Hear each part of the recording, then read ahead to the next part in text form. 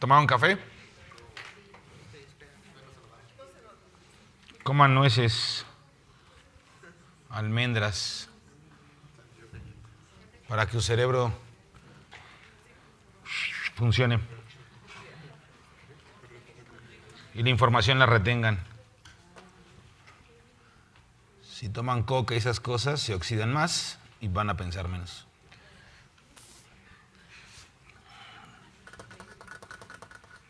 Lástima. Al rato que llegues ahí, voy a decir, compren nueces y esas cosas, almendras, pasas, y que deje de vender marinela y todo eso que es veneno. ¿Eh? Pues sí, pero es veneno.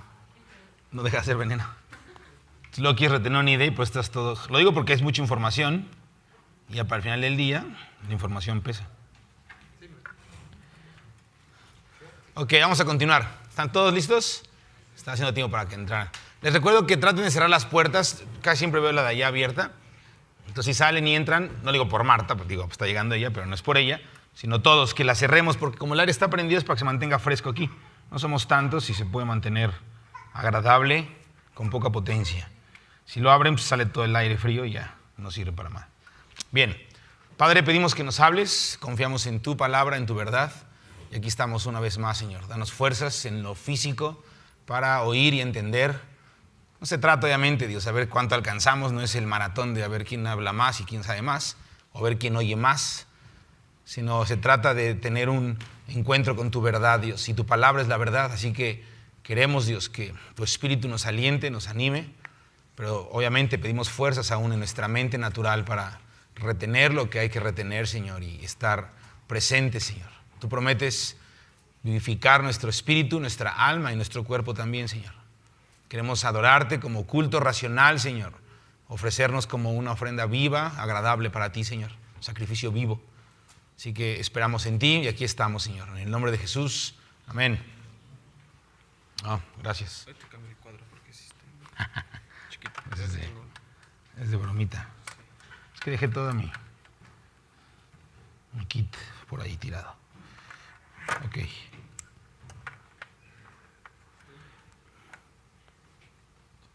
Sí, cargo. Ok, aquí mis enredos. Un mal paso y me tropiezo. Vamos a continuar entonces con Esther. ¿Les parece bien? ¿Han tenido chance así en algún momento libre de leer Esther? Y...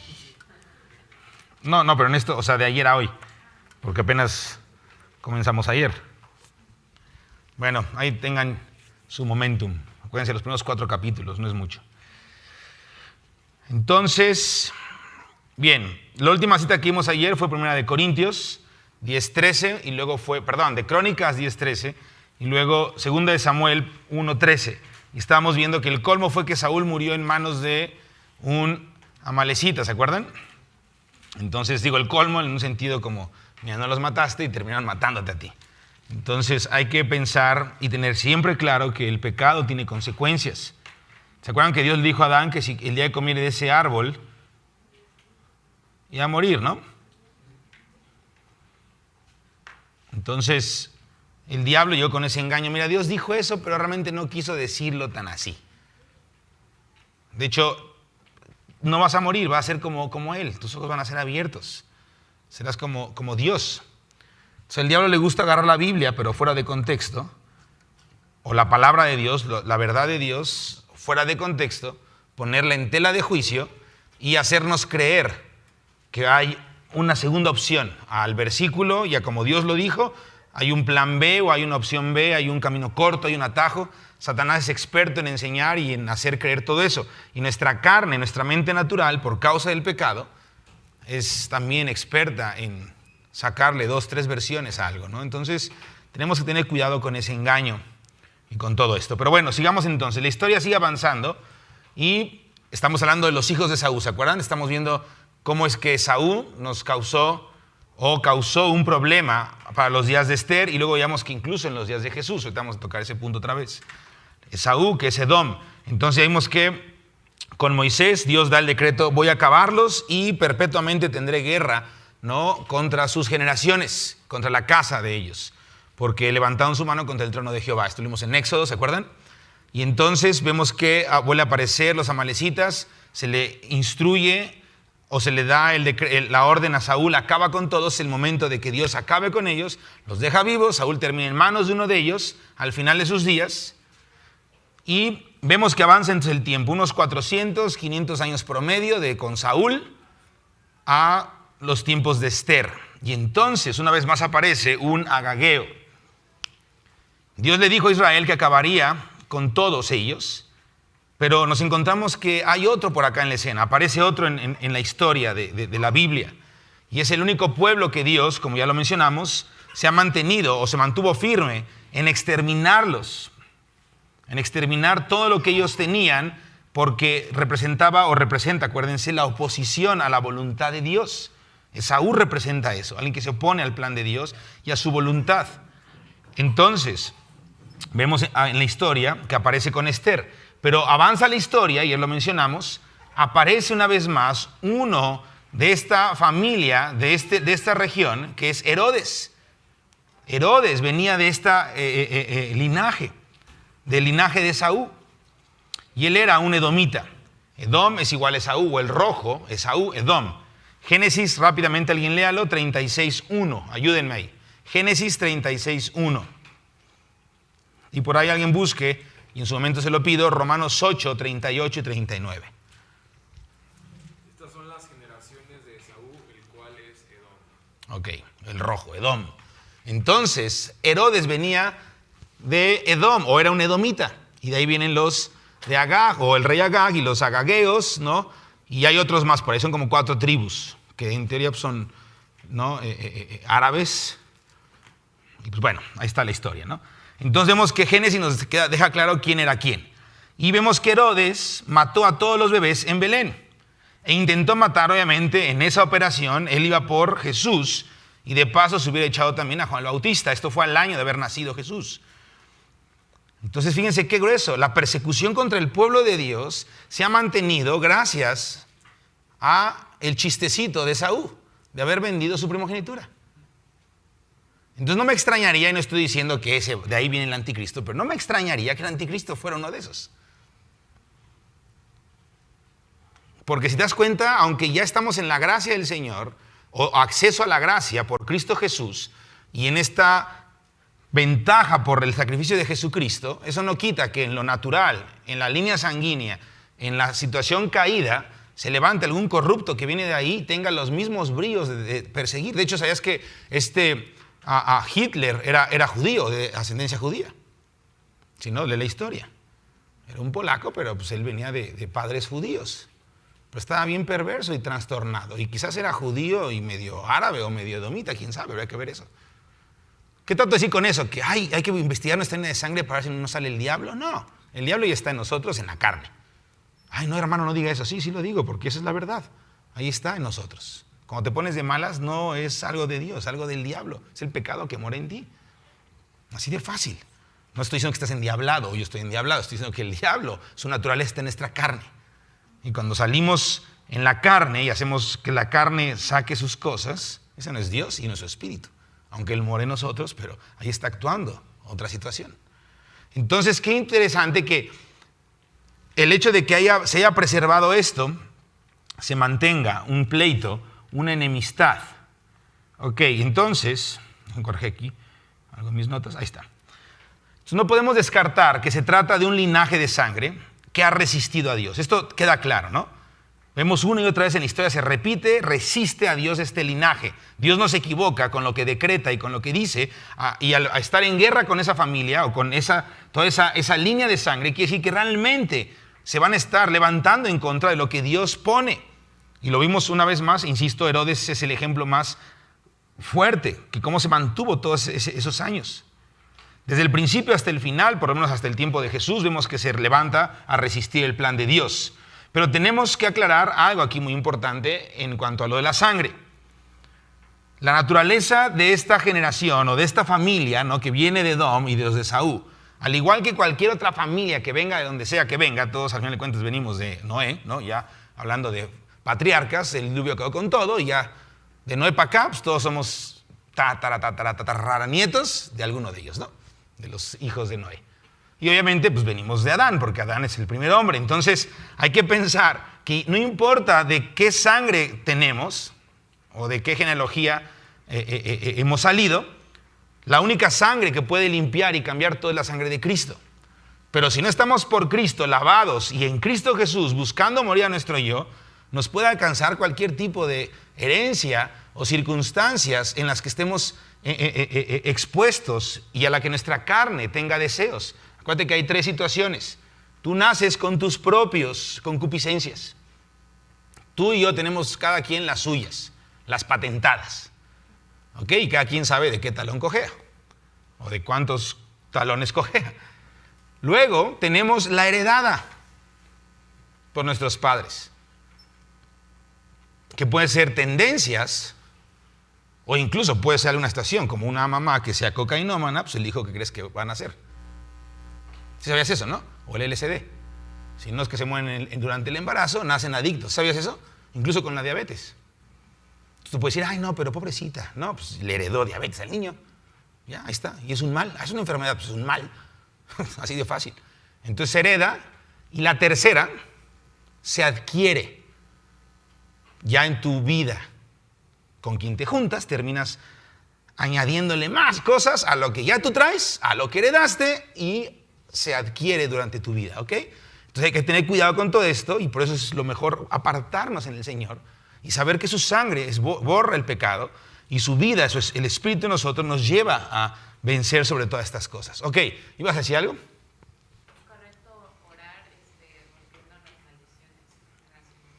No, la Biblia no enseña que rompamos maldiciones. La Biblia enseña que, Deuteronomio, si estamos en la vida, en la obediencia, las maldiciones se cancelan.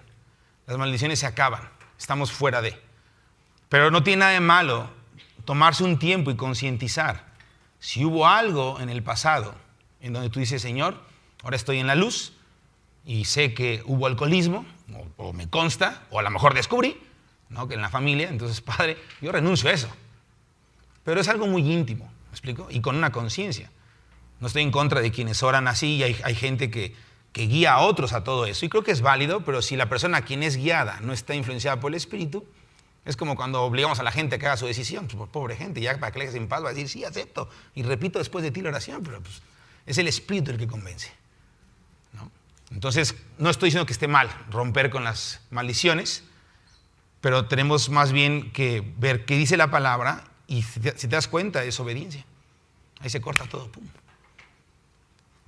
A veces rompemos, renunciamos, clavamos en la cruz, echamos en un bote de basura y se quema, hacemos muchas cosas y a los 3 días volvemos a la misma. No hubo una convicción, es el Espíritu. Entonces necesitamos estar conscientes y aferrados a su palabra. Entonces es muy importante ver todo esto. Estas 3 cosas vemos que en Esaú es un ejemplo muy bueno para ver cómo se repite todo esto. Entonces la sangre de Cristo es la que puede acabar con todo esto. Pero una vez salvo, ninguna línea sanguínea puede separarnos de su amor. Romanos 8, el que lo haya encontrado, por favor. 8, 38 y 39. O sea, no te asustes si tu tatarabuelo era Pancho Villa. Por lo cual estoy seguro de que ni la muerte, ni la vida, ni ángeles, ni principados, ni potestades, ni lo presente, ni lo porvenir, ni lo alto, ni lo profundo, ni ninguna otra cosa creada nos podrá separar del amor de Dios, que es en Cristo Jesús. Amén. Amén. Que es en Cristo Jesús, Señor nuestro. Entonces, fíjense, si tu abuelo o bisabuelo era alguien de la revolución, en mi caso, mis abuelos y bisabuelos huyeron de toda esa situación, con Pancho Villa. Se vinieron de Jalisco para acá porque lo estaban reclutando para ser matones. Pero gran parte de los primos o de mis bisabuelos y abuelos, más bien abuelos, sí se metieron con Villa. Estuvieron ahí de revolucionarios. Entonces yo puedo decir, ay no, qué horror, traigo sangre de violador, matón y saqueador. Pero pues, si me pongo a pensar en eso, pues yo sé que me estoy atando y estoy ya metiéndome un autogol. Y estoy, Señor, yo soy tuyo. Oye, pero tiene estas cosas. Sí, pero Dios me perdona y estoy buscando. Voy en pos de aquel que me salvó. ¿Me explico? Entonces, no es como para detenernos en ese asunto. A veces le da mucho énfasis a eso y es como meterse más profundo en el problema. Si por sí es un problema, ¿no? Algunas cosas así. Luego, no, es que hay que investigar más. Y no. Hay cosas que Dios nos mandó a buscar, que es, de hecho, el ocultismo. ¿Para qué quieres saber los secretos de cosas? Mejor tú crees lo que Dios dijo y no destapemos cosas que Dios nunca mandó a llamar. Nos mandó, a buscar, ¿no? Por eso se llama ocultismo, porque está oculto. Hay que tener cuidado. Se puede disfrazar de algo bueno, ¿no? Para romper maldiciones, pero no. Dios no dijo, ve al oculto y saca ahí de la basura ¿no? Y límpiale. No. Yo soy el que limpia. Tú enamórate de mí y yo limpio, ¿ok? Pero bueno, el tema no es hablar de esa situación, pero vamos a avanzar. Entonces, podemos aclarar el punto bíblico ya para cerrar esta parte de Saúl, que el Antiguo Testamento nos está mostrando hasta el tiempo de Herodes, desde Saúl hasta Herodes. Y es que toda la casa de Saúl, o Edom, ¿no? O los edomitas, o los que están en Edom, ¿no? Bosra, que incluye Amalek, ¿no? Y los amalecitas, son todos del mismo linaje de Israel. De hecho, Amalek fue un hijo de Saúl, ¿no? Entonces son todos del mismo linaje de Israel, porque todos vienen del mismo papá, que era Isaac, ¿sí o no? Isaac fue el papá de Esaú y de Jacob. Entonces, en un sentido, son hermanos. Es el mismo linaje de Israel, pero contrarios, el caso de Esaú, a la voluntad de Dios. Ellos representan la resistencia al propósito de Dios, por lo tanto Dios dijo, los voy a eliminar. Rápidamente, el que leyó Romanos o alguien más, Romanos 9:13, por favor. Como está escrito, a Jacob amé, mas a Esaú aborrecí. Ahí está. A Jacob amé, mas a Esaú aborrecí. ¿Y por qué, Dios, hiciste eso? ¿Que no eres amor? ¿No eres paz? Sí, pero Dios es justo. Y Dios conoce las intenciones de todos y sabe. Se repite la historia que con el faraón, ¿sí o no? O con Judas, el Iscariote, ¿sí o no? Jesús dijo, ninguno de los que me se perdió excepto el hijo de perdición, o el que tenía que perderse, para que se cumpliera lo que estaba escrito. Entonces es muy interesante darnos cuenta, y aún aquí podemos tomar esta ilustración para acordarnos de Mateo 13, cuando el Señor habla de la parábola del sembrador, que el Señor salió a sembrar, pero en la noche su enemigo sembró la cizaña. Y Jesús, cuando le está interpretando a los discípulos y le está diciendo qué quiso decir esa parábola, les dijo que esos que sembró la cizaña son los hijos del diablo. Entonces hay que pensar que el Señor permite que sucedan cosas porque aún en esas pruebas los que van a ser salvos o los que van a entregarse de corazón van a poder ser probados para poder amar a Dios de una manera voluntaria a pesar de la ira, a pesar del dolor, a pesar de la resistencia. Hoy vamos a entender más ese punto más adelante. Entonces, nos damos cuenta, ya regresando a Esther, que Amán, un hijo de Edom, aparece en escena en este relato. Y podemos decir entonces, va a haber problemas. ¿Ok? Bienvenido, Said. Dios quiere que su bondad y su misericordia se magnifiquen por completo. Vamos a hablar de este punto. Dios quiere que su bondad y misericordia, que su gloria se muestren de una manera magnificada. Y no es que Dios necesite magnificarse, Dios es magnífico, es increíble. Pero Él quiere que cuando lo veamos sea de una manera que digamos, no puede ser. Es increíble, Dios le encantan las cosas grandes, gloriosas. Basta con que te veas al espejo y digas, no inventes, Señor, realmente te gustan las cosas grandes. Porque ¿quién se le puede ocurrir inventar o crear al hombre? Y que funcionemos como funcionamos. Que si te cortas, te sanas. ¡Qué locura! Tu cuerpo se sana solo. O sea, las medicinas es una invención ahí que se echa la mano de repente, pero de repente también se vuelve el sanador, no la medicina. Pero Dios hizo al cuerpo del hombre para poderse sanar solo. Estamos tan metidos en el pecado y tan oxidados por la contaminación y cosas torcidas, incluso en la alimentación, que cuesta trabajo. Parte de la tendencia moderna es volver a las cosas de la tierra, porque de la tierra venimos.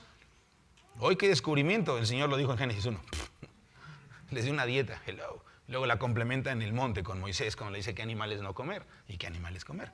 Es el complemento de la dieta que dio de hierbas y semillas en Génesis 1. No se contrapone, es el complemento. Incluía carne en la dieta de Dios, pero cierto tipo de carne. Pero aquí el punto, no vamos a hablar de eso, que me gustaría mucho porque hay mucho que hablar de eso. Y por cierto, hago un comercial, hay que empezar a corregir nuestra alimentación aquí en el cuarto de oración para que preservemos en el Señor o duremos en el Señor por unos hasta los 60.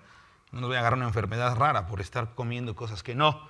Cierro el paréntesis. Bien, entonces, y no digo que hagamos la dieta keto. Estoy diciendo que, y no estoy en contra de la dieta keto, estoy hablando de comer cosas naturales y comer sano, no grasa, no tacos y ese tipo de cosas. Pero bueno, Hay que echarle la mano a Dios preservando nuestro cuerpo porque es su templo. Pero volviendo entonces a esta parte, el Señor siempre quiere mostrarse de una manera gloriosa. El Señor, ¿tú crees que Dios no pudo haber llegado y haberle dicho al faraón, no, así un sopladito, una mareadita, y vámonos todos muchachos, ¿no? Y todos los hebreos, ¿no? Pero tenía que endurecer el corazón y órale, váyanse. Y al ratito, manda a llamar a Moisés. ¿Qué pasó, faraón? Ya no quiero que vayas. ¿Por qué cambiaste de parecer? Es que tu Dios me... Bueno, no dijo eso, pero tu Dios me sigue endureciendo el corazón. Ya no salen. Hay otra plaga, otra plaga. Y tú dices, Señor, ¿para qué tanta plaga? Porque a mí me gusta presentarme como el que soy, algo glorioso. Y ya luego cuando salen, los pone contra la pared, ¿sí o no? El mar rojo. Dices, Señor, ¿qué está pasando? ¿Te gusta jugar con los sentimientos? Y el Señor dice, no, es que yo quiero ser glorioso. Soy glorioso y quiero verme como soy y necesitan verme realmente como soy. Los ángeles, los 4 seres vivientes, los 24 ancianos me ven como soy y están sin parar, santo, santo, santo, día y noche, pero ustedes no me pueden ver. Así que tienen que darse cuenta quién es el que está en el trono. Así que Moisés, ya no llores, extiende la vara y abre el mar porque te di la autoridad. Ok, Señor, ya no voy a pedirte nada. Extiende la mano y ¿sí o no? ¿Se acuerdan? Porque Moisés estaba llorando, ay Señor, ¿qué hacemos? Y Dios, ya Moisés, ya tienes el poder. Qué grueso, ¿no? Entonces vamos a tratar de entender esta parte de que su bondad y misericordia se tiene que magnificar por completo. A él le gusta mostrarla de esa manera. Vamos a recordar entonces que el rey Asuero, en esta alegoría, en la historia de Esther y en nuestra alegoría, es Dios Padre, es el Señor, ¿sí o no? El Dios quien pone y quita reyes. Asuero representa en la historia de Esther a Dios, ese Dios que está en el trono y que él pone y quita reyes y él no es movido por nada ni por nadie. Él está dando autoridad, el rey Asuero, está dando autoridad y libertad a Amán, ¿sí o no? ¿Se acuerdan que él le dio su silla, le puso el anillo, ¿no? El sello real. Entonces es Dios representado por Asuero, dándole autoridad a Amán, que representa a Satanás, el pecado, el Dios de este siglo. ¡Qué grueso! Tú vas a decir, ¿qué estás diciendo, Samuel? No digas barbaridades, no, agárrate, vamos a hablar la verdad, fíjate. Dios está permitiendo durante una temporada que el reino del pecado y la muerte continúen en la raza humana gobernando. ¡Qué duro! Ay, Señor, ¿pero por qué? Porque yo soy Dios. No preguntes por qué, mejor búscame a mí. No te enteres. ¿Sabías por qué Dios no nos revela todas las cosas que le preguntamos o podemos entenderlo? Porque no podemos soportarlo ni sabemos qué hacer. Nos rebasa. Así que es un consejo que te doy. Si eres de los que le gusta preguntar a Dios, ¿y por qué? ¿Y esto? Ya no le preguntes a Dios, porque nunca te lo va a revelar, porque no somos Dios. Y número 2, dale gracias que no te lo revela, porque yo pienso que te aplastaría, te volverías loco. ¿Qué harías con todas las broncas que hay en el universo por causa del pecado? Bueno, en el universo no, pero en el mundo, por causa del pecado. Y la rebelión que hay en el segundo cielo, ¿no? Que están en las potencias. ¿Qué harías con eso? O sea, que tuviera la revelación perfecta. La gente lo pone como, sí, yo entendí al ángel y me fui a la de Patmos y me caí dormida y tuve la revelación continua de Apocalipsis y ahora sé qué decir, ¿no? Y por ahí mi hermana se murió y Dios se la llevó para orar junto a Cristo y decirme qué hacer en la tierra. Y sale tanta bruja y brujo del cristianismo, de ahí viene toda el anticristo, o el espíritu del anticristo opera entre los cristianos y de ahí salen, primera de Juan lo dice muy claro, ¿no? Salieron de nosotros, pero no eran de nosotros, amén. Y creemos, no, es que qué evidente tan grueso. No, hermanos, si Dios revelara lo que está pasando, yo creo que caeríamos muertos. No podríamos entender, ni sabríamos qué hacer, te volverías loco. Entonces, gloria a Dios, no hay que preguntarle, Señor, ¿y por qué aquello? Mira, pregúntale, Señor, ¿cómo puedo amarte más? Preguntemos acerca de Él mismo, del gran yo soy, porque eso sí lo reveló. A tal grado que se hizo carne para poder ser palpado, visto, comido, oído, ¿sí o no? Primera de Juan capítulo 1 dice así, lo que hemos ¿qué? Visto, lo que hemos oído, ¿no? Lo que hemos palpado, ¿no? Con nuestras manos tocante al verbo de Dios. Dios que quiso revelar. ¿En qué momento Lucifer le salió cola o no se está inventando? No, Él quiso revelarse Él mismo, porque se trata de ¿quién? De Él. ¿Quién está en el trono? ¿Quién es el que está visto por todos? Y es inalcanzable, intocable, es Dios, Dios. De hecho, hacia donde estamos adentrándonos en las clases de los miércoles y domingos es Apocalipsis 4 para entender la gloria que hay en el trono, del que está en el trono. Llevamos 2 sesiones y todavía no llegamos a Apocalipsis, estamos introduciéndolo todavía. Así que mañana se va a poner bueno en la tarde, ahí prepárate.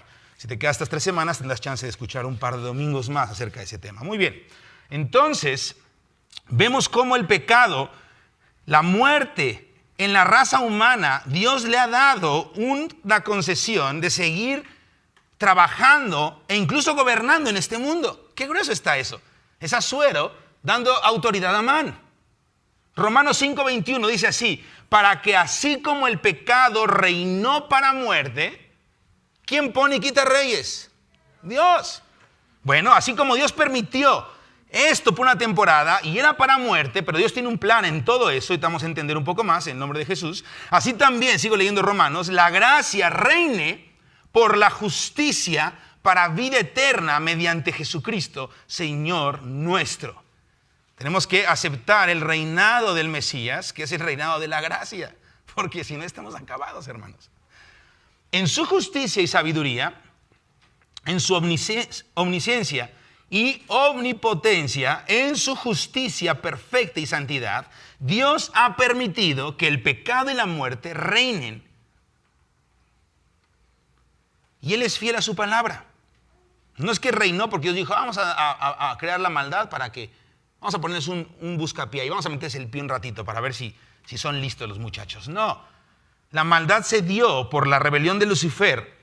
Y luego Lucifer se introdujo cuando Adán obedece su voz y come del árbol que él mismo, en un sentido, plantó en el huerto. O sea, Lucifer tenía su versión pirata del árbol de la vida y el de la ciencia del bien y del mal. Y el hombre prefirió irse por lo natural y comer de ese árbol que ver al invisible y comer del árbol de Dios, que era Cristo. Entonces, Satanás, lo que se produjo en él, que era esta soberbia, esta maldad, el pecado, de hecho en sí es la maldad, como dice Ezequiel e Isaías, el hombre participó de esa maldad. Entonces, el Señor, como ya hablamos en la mañana, ¿se acuerdan de las voluntades? ¿Se acuerdan de eso? ¿Fue en la mañana o fue ayer? Fue en la mañana, ¿no? La voluntad permisiva y todo esto. Bueno, Dios dice, tú tienes libre albedrío, hombre, Adán, y decidiste por eso, yo soy fiel a mi palabra. Así que no voy a hacerle 1, 2, 3, ¡pum!, se acabó y todo es nuevo. No, vamos a seguir con el proceso porque incluso yo sabía que tú ibas a tener una decisión hacia el pecado e incluso Dios sabía que iba a pecar. Dios sabía que Adán podía pecar y aún así dejó a la serpiente. Y aún así dejó que Eva hablara con la serpiente. ¿Por qué? Porque Dios es sabio. Dios quiere demostrar su gloria y magnificencia en todo esto. Así que vamos a seguir avanzando un poquito. Amán recibe el anillo y el sello real, y esto significa la autoridad del rey. En nuestra alegoría, esto nos debe de recordar que Dios permitió a la serpiente estar en el jardín. No es de que Dios lo empoderó al diablo, simplemente lo dejó estar ahí, porque le sirve para sus propósitos. ¿Sabías que la última potestad en ser vencida es la muerte? Yo todavía no me explico cómo hay gente cristiana que se pone a reprender a la muerte.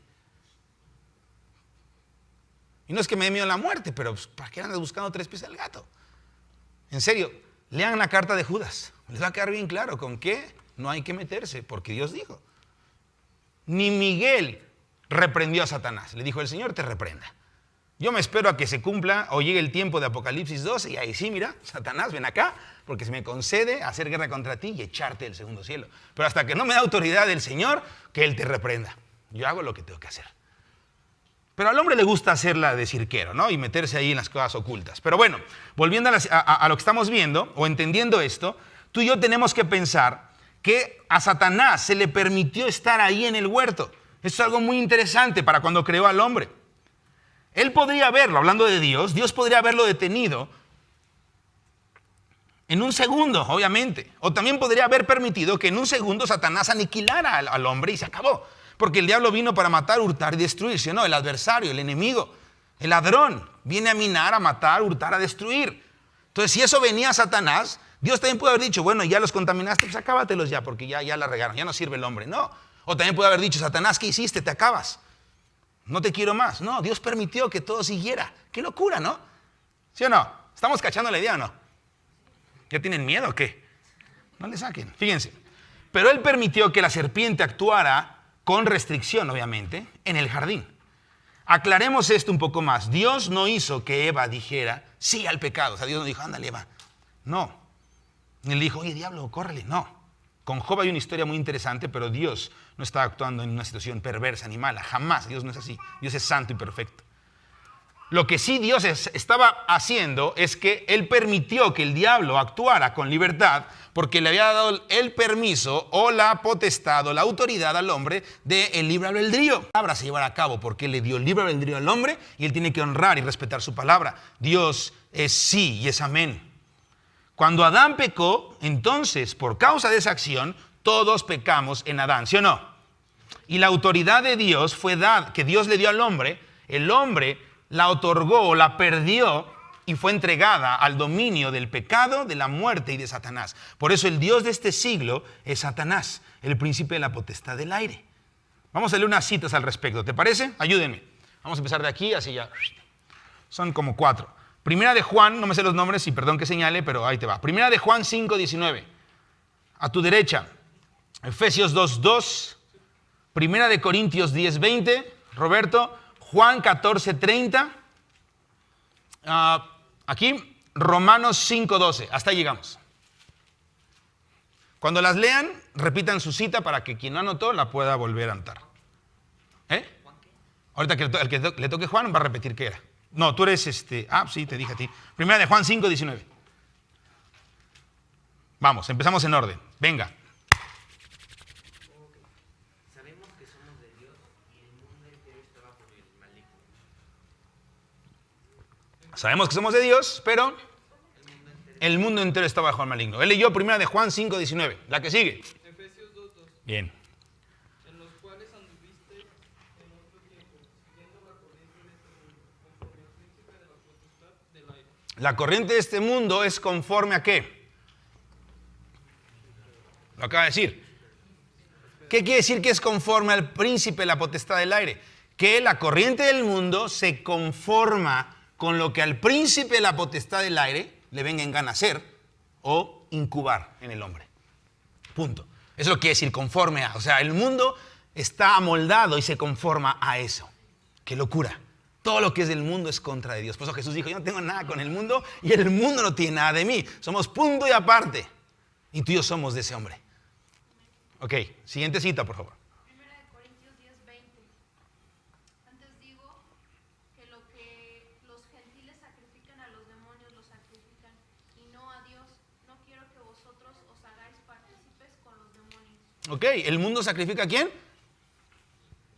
A los demonios. Y Pablo dice, iglesia, ahí te va otro mandato apostólico. No participen de eso. ¿Qué grueso? Juan 14:30. No hablaré ya mucho con ustedes, porque viene el príncipe de este mundo y él nada tiene de mí. Amén. Quise explicar que una de estas citas, pero no, porque vamos a tardar más. Ok, Romanos 5:12. Cuando Adán pecó, el pecado entró en el mundo. El pecado de Adán introdujo la muerte, de modo que la muerte se extendió a todos, porque todos pecaron. Porque todos pecaron, entonces, ¿qué entró? Qué grueso. Entonces Dios le dio un permiso por un tiempo muy corto, 6,000 años promedio, lo que llevamos hasta ahorita desde que Adán cayó. Comparado con la eternidad, no es nada. Es corto el periodo, pero es un periodo que afecta. Comparado con nuestros 80 años, a los más robustos, ¿sí o no? O a los que no se enferman de COVID. Entonces está grueso porque si lo vemos así, Señor, no es nada, pero al mismo tiempo, ¿qué sabiduría? ¿Por qué estás haciendo esto? ¿O por qué has permitido esto? Bueno, ya leímos algunas citas, sabemos que si tiene autoridad la muerte, el pecado reina, la muerte reina, el príncipe, la potestad del aire, hace que el mundo conforme o vaya conforme a él o esté conforme en él, y todo lo que leímos. E incluso leímos que Jesús no tiene nada que ver con él. Amén. Es por eso que el pecado y la muerte están reinando, como Amán lo hizo con el anillo y el sello real. ¡Qué cosa tan gruesa! Y hacia dónde vamos, la cosa está espeluznante para el que no es valiente. Acuérdense que solamente los valientes van a entrar al reino. Porque los cobardes no van a entrar, eso es Apocalipsis. Así que hay que pedirle a Dios que nos dé valentía. Y no es osadía o valentía de Hollywood o de Shakespeare. Es la valentía de Cristo, de saber servir al prójimo, aunque es tu enemigo, y no tomárselo en cuenta. Pero ¿por qué está pasando todo esto? ¿Por qué el rey permite que esto suceda? Si lo vemos a manera cronológica o histórica, con Esther, dices, bueno, pues es que era la trama de la historia, ¿no? ¿O porque Dios tenía un propósito para su pueblo, judío e Israel? Sí, pero si lo vemos como una analogía o una alegoría de lo que Dios ha hecho hace y seguirá haciendo, podemos decir, bueno, creo que sí nos incumbe esto. ¿Por qué está pasando esto? Dios, ¿por qué permites esto? Si lo vemos en el plano eterno, como ya te lo mencioné ahorita, esto ha sucedido en el planeta Tierra por una temporada corta, promedio 6,000 años, si es que el Señor viene en esta generación o en la siguiente. Habrán sido 6,000 años donde la muerte reinó. Así que podemos intuir que es muy breve el momento que Dios le permite a Amán, ¿no?, que ejerza su sello y esa autoridad. Ahora, la ejerce porque el hombre decidió eso, el hombre pidió eso, el hombre pecó. ¿Ok? Que quede claro, o sea, porque Adán pecó, pues le dio la autoridad y Dios tiene que respetar las decisiones del hombre. Qué grueso está cuando Dios respeta eso, cuando veamos cómo incluso los que están gobernando, ¿no?, son el fruto de lo que nosotros decidimos y Dios honra eso y pone al que escogimos. Ya depende si oramos, Dios pone un David o pone un Saúl. Pero Dios responde, porque Dios es bueno, es sabio, es justo. Ay, nanita.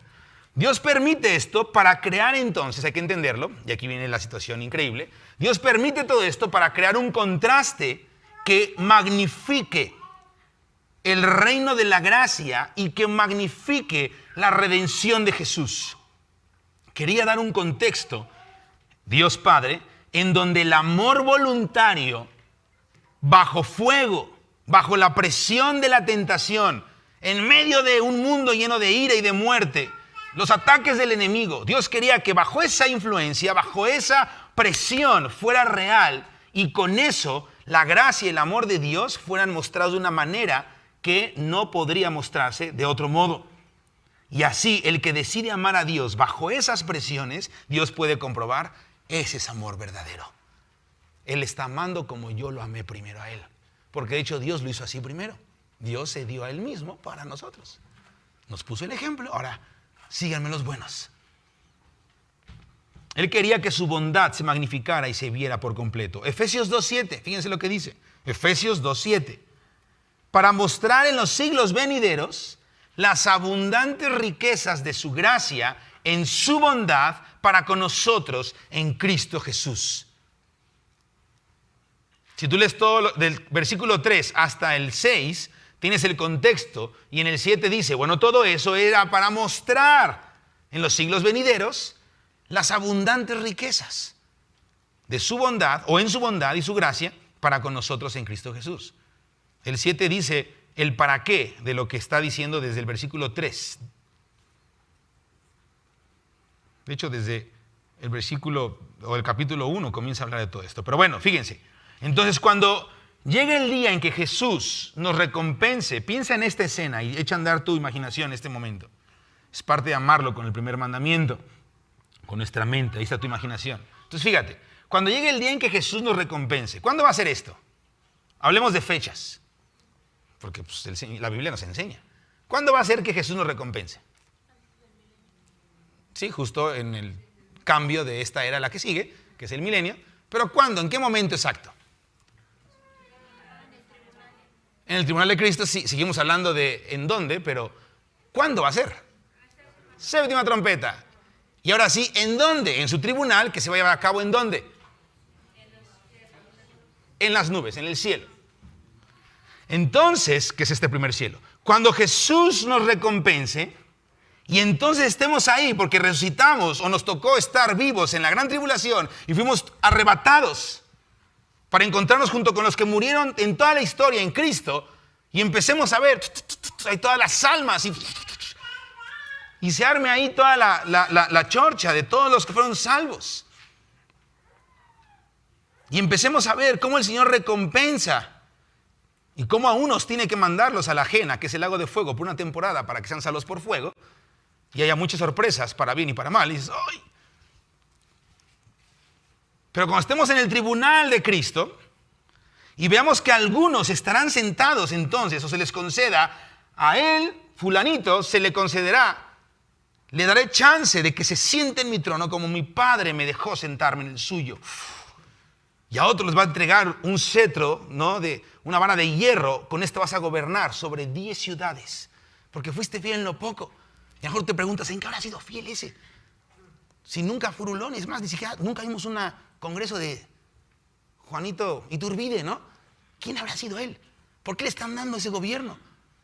Y el Señor empieza a hablar de lo que él hizo y empieza a testificar de él frente a su Padre y los ángeles. Él siempre iba de rodillas a mi presencia a pedir que su esposa fuera llena del Espíritu y que sus hijos fueran salvos. Él fue un sacerdote en su casa que nunca se echó para atrás y siempre dependía de mí. Él fue un buen administrador. Y algunos van a decir, pero Señor, ni siquiera fue pastor. ¿Estás entendiendo?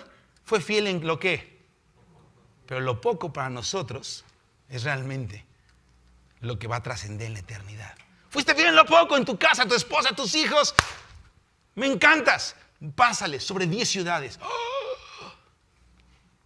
¿Qué va a pasar cuando estemos ahí? Tenemos que darle con todo, hermanos, para agarrar recompensas. Si no, entonces, ¿a qué le tiramos? Qué flojera ser cristiano sin entender esto. Guácala. Ahí sí está más prometedor el mundo. Pero cuando entendemos esto, decimos, Señor, no puede ser. Entonces, cuando estemos ahí y de repente le diga, hey, ese grupo de gente ya tiene ahí su lugar en el templo de mi Padre, van a ser columna. Según Isaías 56, van a ser monumento. O sea que cuando entran a la Nueva Jerusalén, Dios va a tener muchos monumentos de personas vivas que van a tener su estatua o su cuadro o su foto, como quieras ponerle. La palabra en hebreo es monumento, en la casa de Dios. Imagínate que entras a Nueva Jerusalén, de entrada que ganemos el acceso a ella. Y te encuentras con estatuas de medio mundo y ahí está la tuya. Columna en el templo de mi Dios. Y aparte va a escribir el nombre de Dios y de su ciudad en sus frentes. ¡Qué locura, hermanos!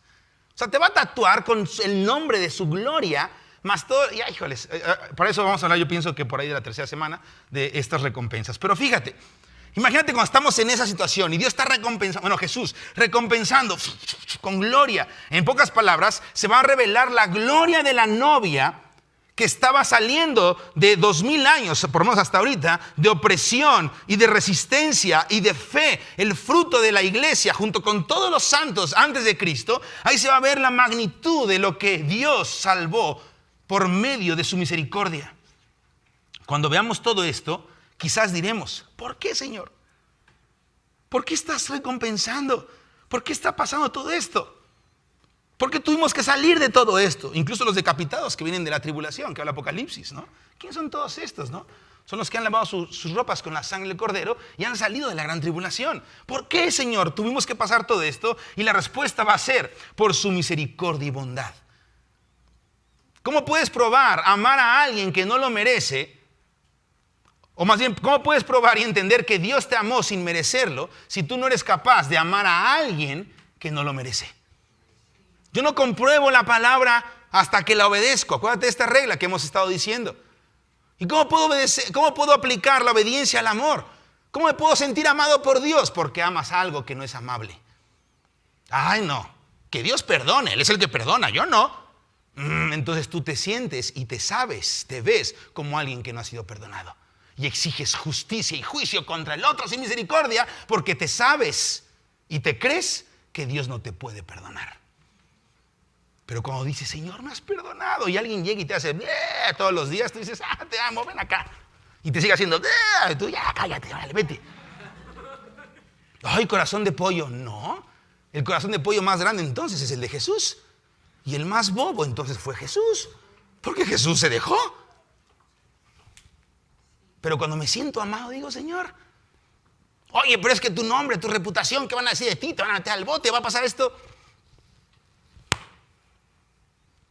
¿Cómo te explico de Dios hecho hombre en la cruz?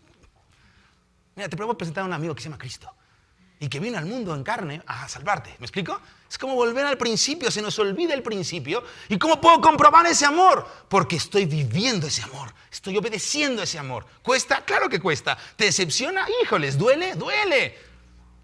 Y según Hebreos, no hemos batallado contra el pecado hasta la sangre. O sea, que quiere decir que podemos incluso hasta llegar a sangrar en contra del pecado. Y Jesús sudó sangre. Y después sangró, literalmente. Entonces fíjate hasta dónde llega esta situación. Esta carne tiene que morirse, hermanos. Entonces le podemos decir, Señor, ¿por qué tuvo que pasar todo esto? Y el Señor dice, porque yo tenía que mostrarles cuán grande es mi gloria y mi bondad, y es por medio de tribulaciones que se entra al reino y que se puede apreciar. Yo puedo apreciar el verdadero amor. ¿Sabías que el aceite de olivo se saca exprimiendo el aceite de olivo? Las aceitunas o la alcaparra. Y si investigas, vas a ver que, es más, tú apachurra una aceituna, pero no de lata que ya viene en jugo. Así una aceituna seca, apachúrala. Vas a ver cuánto le va a salir de aceite. O sea, te morirías de hambre si estuvieras, no, ahí, mejor te la masticas y ya. El Señor necesita que por presión cultivemos el aceite. El huerto de Getsemaní era el huerto donde se machaca el olivo, la aceituna. Y curiosamente donde Jesús le encantaba ir a orar. La intimidad es la prensa que machaca tu carne. ¡Ah! Señor, llevo 5 años, ya me aburrí. Pues pídeme gracia porque no he sacado ni medio nada de tu aceite. O sea, del Espíritu en ti no ha habido mucho. Necesito machacarte más. Te resistes, estás medio huesudo. ¡Ah!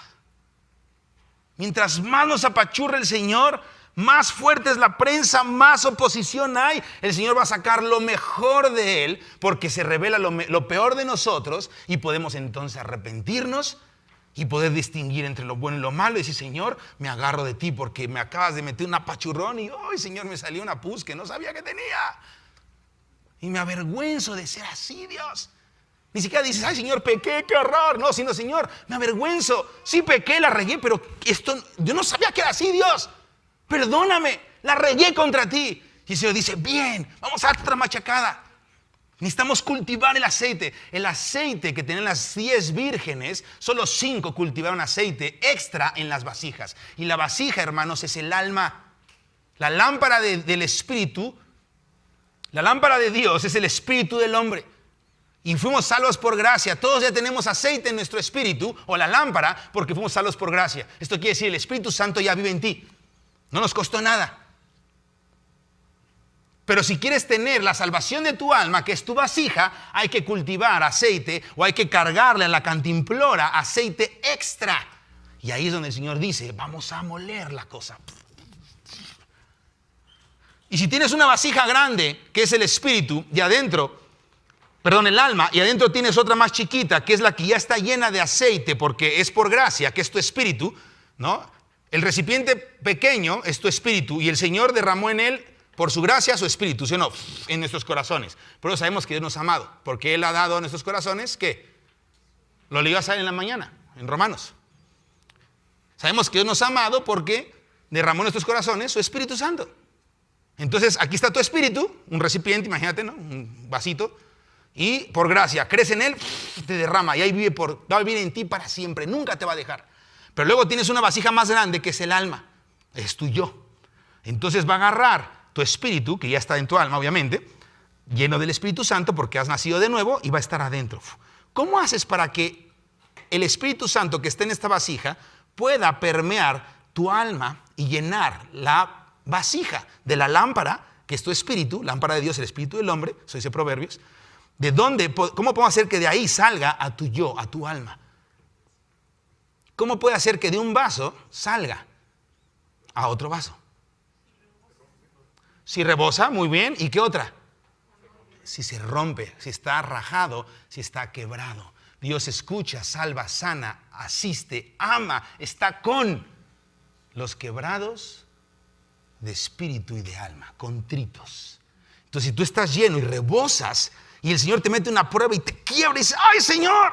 Me arrepiento. Entonces empieza a haber rajadas. Y lo que hay de adentro se empieza a salir. Y entonces tu alma se llena de aceite.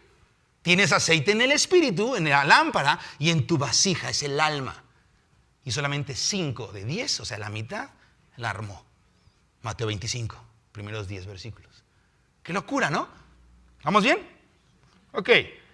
Entonces el Señor dice, es por mi bondad, yo quería mostrar todo esto. La prueba y la presión está sirviendo al propósito de Dios. Por eso en Apocalipsis y algunos salmos, pero sobre todo Apocalipsis, cuando están los juicios del Señor, vas a encontrar, aleluya, para siempre su misericordia ha vencido. Sus juicios son justos y son verdaderos. Gloria a Dios por sus juicios. Nunca vas a encontrar en Apocalipsis, ay Señor, vamos a ayunar para que frenes este problema. Cadena de oración para que frene el sello número 5. Es la iglesia orando en contra de la voluntad de Dios. Hello. Pero cuando decimos, Señor, está durísimo eso. Esos demonios que están saliendo de la tierra. Pero está escrito que van a atormentar a los que son enemigos tuyos. Los que tenemos tu sello, que es el Espíritu Santo, no nos van a hacer nada. Está durísimo. Ya no hay comida. Ya escasean las verduras. Ya secó todos los pastizales del país.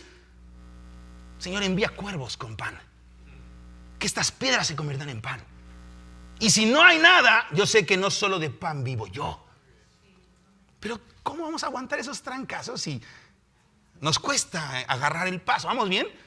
Fíjense qué increíble. Sabemos que el Señor está usando todo eso para sus propósitos. Porque al final Dios está obteniendo amor voluntario. ¿Cómo Dios puede comprobar que lo amamos de verdad? Cuando presiona la situación. Nos despanzurramos y dice, uy, no aguanto nada. O nos hacemos así como salchichita. Y aguantamos todos cabezones porque estamos todos apretados, ¿no? Como globo. Y el Señor dice, bien, estás entendiendo. Y nos suelta y tenemos más capacidad. Y la que sigue es más fuerte el apretón. ¡Ah! Pero si te apachurra y te despanzurras, hermano, lo bueno es que estamos en las manos del alfarero. Él nos destruye y Él sabe reconstruirnos. Pero tenemos que estar sometidos a esa prueba, y cuando estés en prueba, hermano, en serio, dile gloria a tu santo nombre por esta prueba. Se ofenda quien se ofenda, tienes que decir, Señor, te alabo por este problema, porque me estás enseñando a depender de ti. Gloria a Dios porque nos permitió vivir una temporada tan fuerte como lo está haciendo esta temporada por el COVID.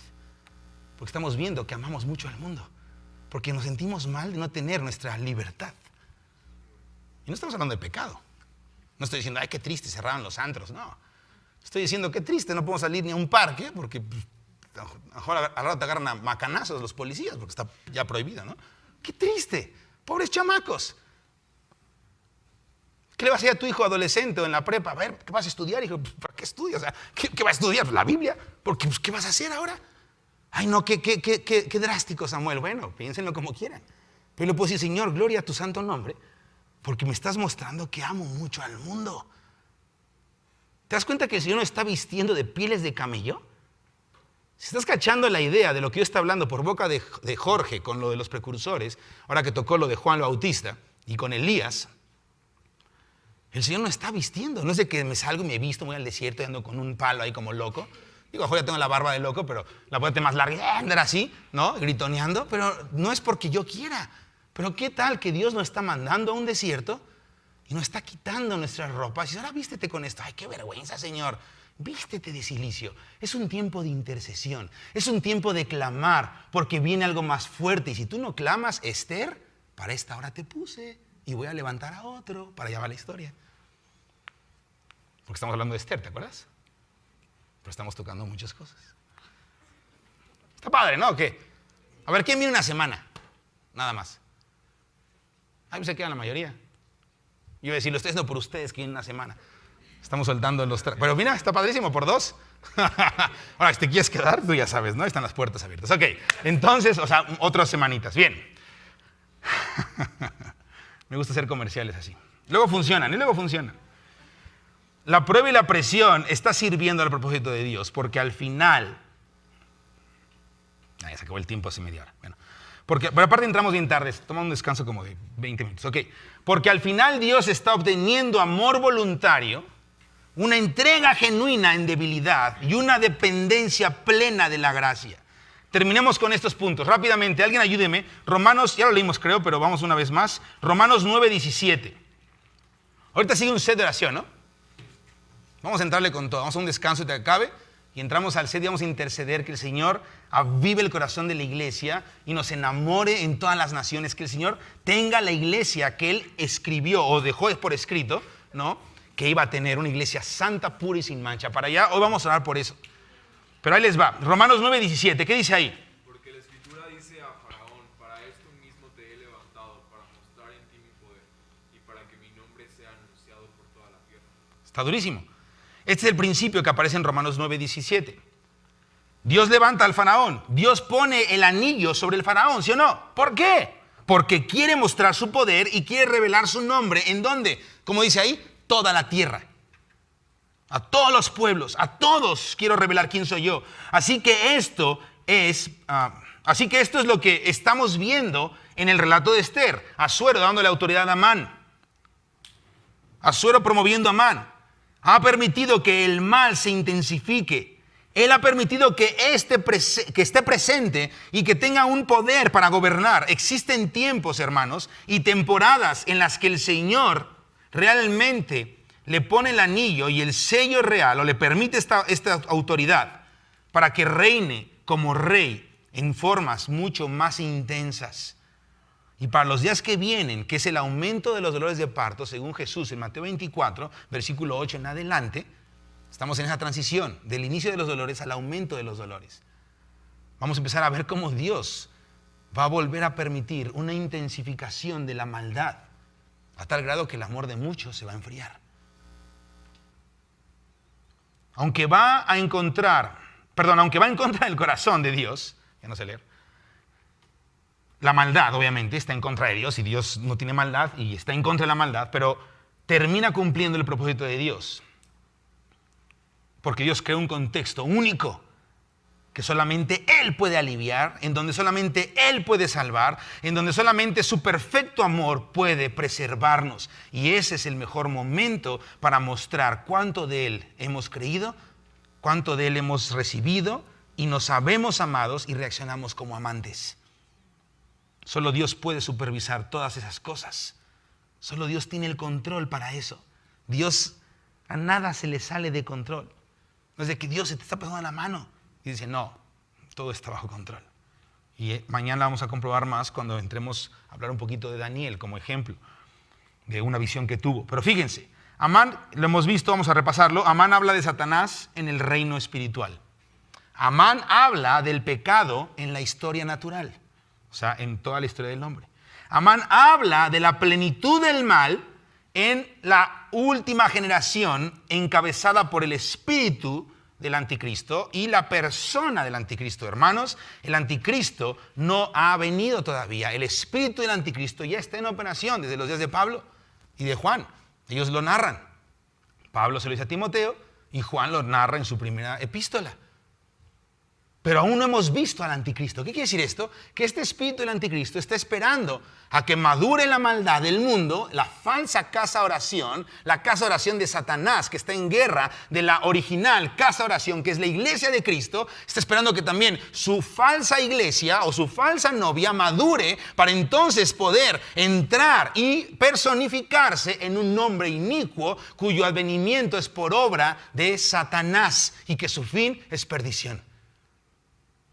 Qué grueso es pensar, si es que aún no ha nacido, y eso no sé si ya nació o no nació, puede ser que todavía no, el anticristo, pero qué grueso es pensar que ese hombre, Dios lo está entretejiendo en el vientre de su madre, o lo entretejió ya, o lo va a entretejer. O sea, Dios lo va a crear. Qué duro está eso.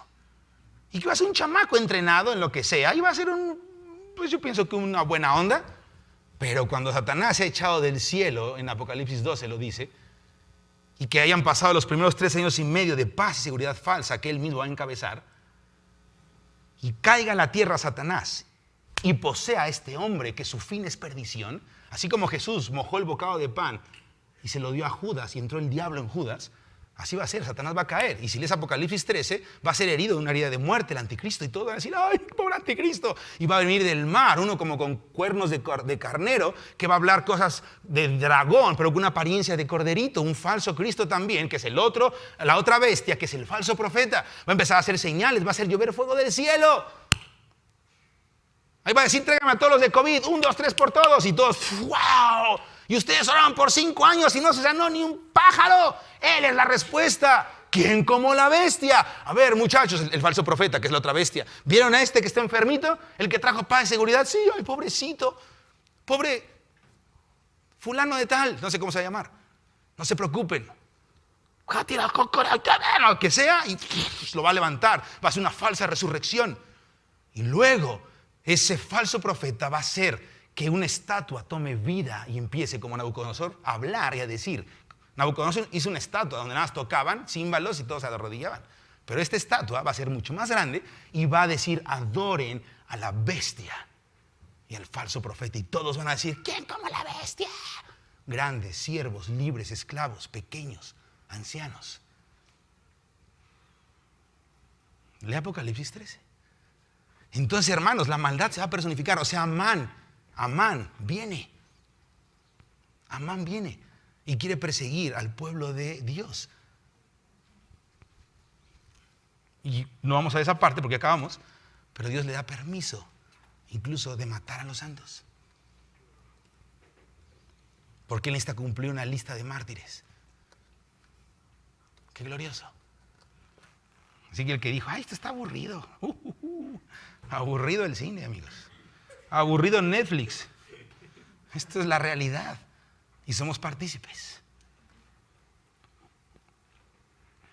Quiero terminar leyendo 1 de Juan 2:18, porque es de lo que estamos hablando ahorita. El panorama, en lo que lo buscan, te leo este párrafo. El panorama completo es revelado en esta parte de la historia. Es Satanás en el reino espiritual, hablando de Amán, representándolo a él. El pecado en la historia humana y la plenitud del mal en la generación del fin, personificada en el anticristo, encabezando toda esta maldad y rebelión de las naciones contra Dios. El Salmo 2 se va a cumplir. Que según Juan el apóstol, es un espíritu que ya está trabajando en el mundo. Dice así, 1 de Juan 2:18. Hijitos, ya es el último ¿qué? ¿Te das cuenta cuándo comenzó el último tiempo? Desde que Cristo ascendió al cielo. De hecho, desde que nace, pero realmente cuando muere y resucita es cuando arranca la cuenta. Porque pues no puede decir voy a volver si todavía ni siquiera se ha ido, ¿no? Pero ya cuando se fue, entonces ahora sí empieza a correr la cuenta, ya va a volver, porque se acaba de ir. Entonces Juan dice: ya estamos en el último tiempo. Llevamos 2000 años del último tiempo, hermanos. Estamos muy cerca de la hora en que va a amanecer. El día se acerca, hermanos. La noche está tornándose muy oscura. Estamos por llegar a la medianoche o a las 5 de la mañana. No sé cómo lo quieras entender, pero el punto es que cuando ya está muy oscuro es porque está a punto de amanecer. Hermanos, está por venir Cristo, el sol de justicia. Entonces Juan dice: hijitos, es el último tiempo. Y según ustedes oyeron que el anticristo, ¿qué? Así ahora han surgido muchos anticristos. Habla del espíritu del anticristo.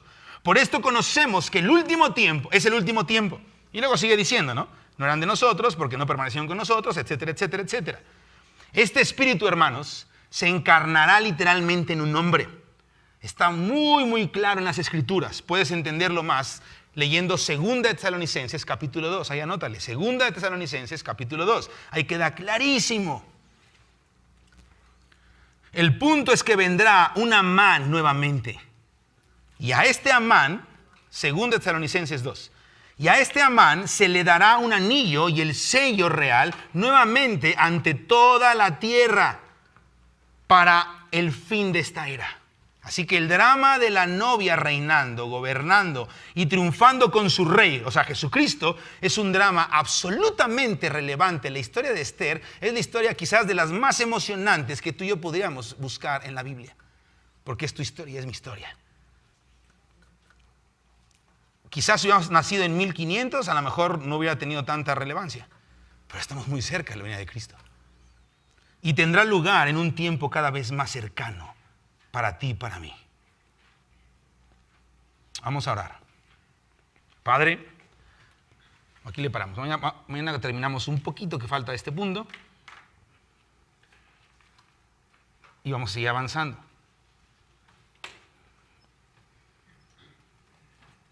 Padre, pedimos en tu nombre